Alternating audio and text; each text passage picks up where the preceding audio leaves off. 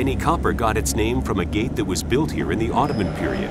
If it weren't for the work being done on the Marmaray Tunnel project and the new metro line, which are the projects that will solve the traffic problem of Istanbul, there wouldn't be any excavations here. The excavations undertaken by the Istanbul Archaeological Museums have been continuing since 2004, and more than 500 people are working here. It is not very easy to understand what is going on here when you look at the site. These wooden pieces are the remains of several piers.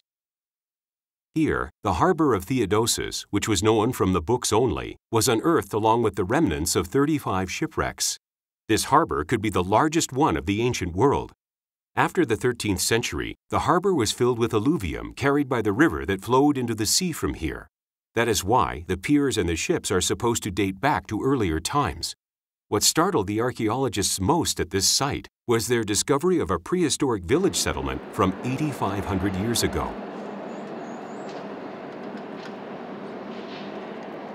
Despite her busy daily schedule, the director of the Istanbul Archaeological Museums, Zeynep Kilzutan, visits the excavation site in Yeni Kapı every day. She supervises the work that is being done there. She is greatly excited about this, as is everyone who wants to witness the history of Istanbul.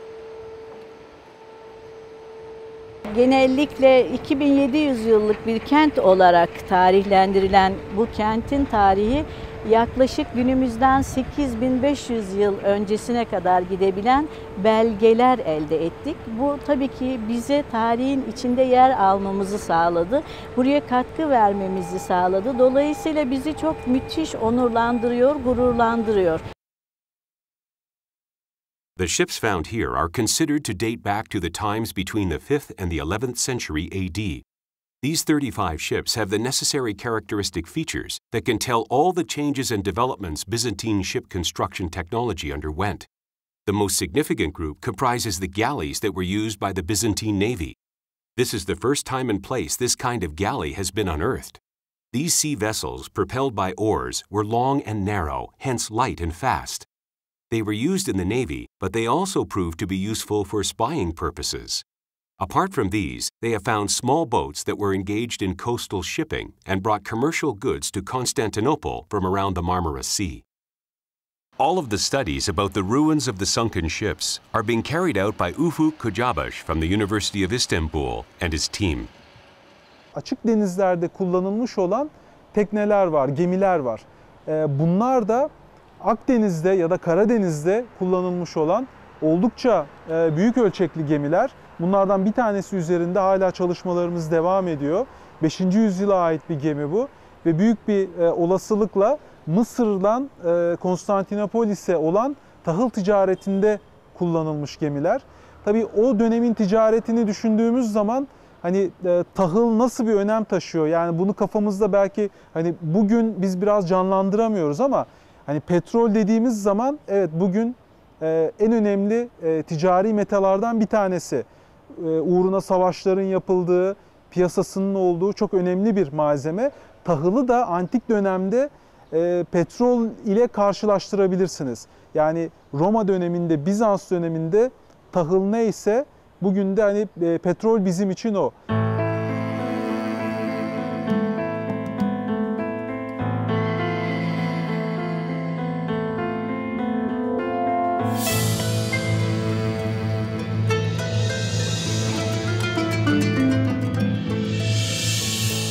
Bunlar bu kent limanının ticari ilişkilerini, diğer limanlarla olan ilişkilerini gündeme getirdi ve çok büyük katkı sağladı. Özellikle gemi teknolojileri açısından elde edilen buluntular bilim dünyası için önemli sonuçlar doğurdu. Yine çok önemli bir sonucu da Neolitik tabakaya ulaşmış olmamız ki bu da liman dolgusu tabanı altında -6 metre kotlarında bir Neolitik tabaka gün ışığına çıkartıldı. Mimarisiyle, küçük buluntularıyla ve de mezarlık alanlarıyla beraber bu da bu kent için çok önemli sonuçlardı. These ships, which carried grain, wine, and food, were well preserved. It was as if they had been kept in a time capsule because they had sunk deep enough to be covered in silt, which protected them. Judging by the food remains found on the boats and at the excavation site, It looks as if the Byzantine Empire had an economy based on sea trade and agriculture. The botanical findings indicate they loved and consumed a lot of figs, grapes, melons, cherries, and sour cherries. These ships are going to be exhibited in a museum after their restoration.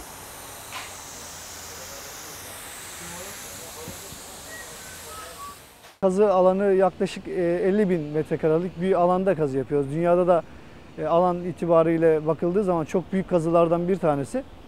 Ve dönemsel olarak bakıldığı ise çok geniş bir yelpazeye sahip bir bilgiler elde ettik. Şöyle ki bir kazı alanında hem Neolitik alanı kazabiliyorsunuz, hem Neolitik'i görebiliyorsunuz, hem demir çağını görebiliyorsunuz. Klasik dönemleri görebiliyorsunuz ve çok yoğun şekilde Bizans görebiliyorsunuz. Bu kadar geniş yelpazedeki bir dönemsel verilere ulaşmak gerçekten çok önemli. O yüzden burada çalışmayı çok büyük bir şans olarak görüyorum.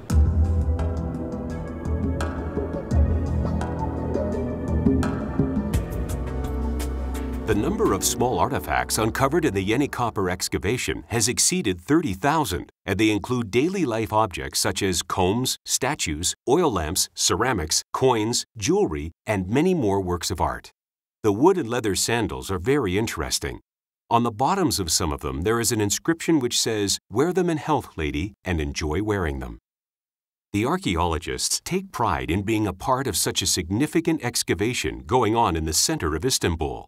As they race against time, they sometimes work 7 days a week. Since they spend their whole time here, they have planted flowers in pots and they feed cats and dogs.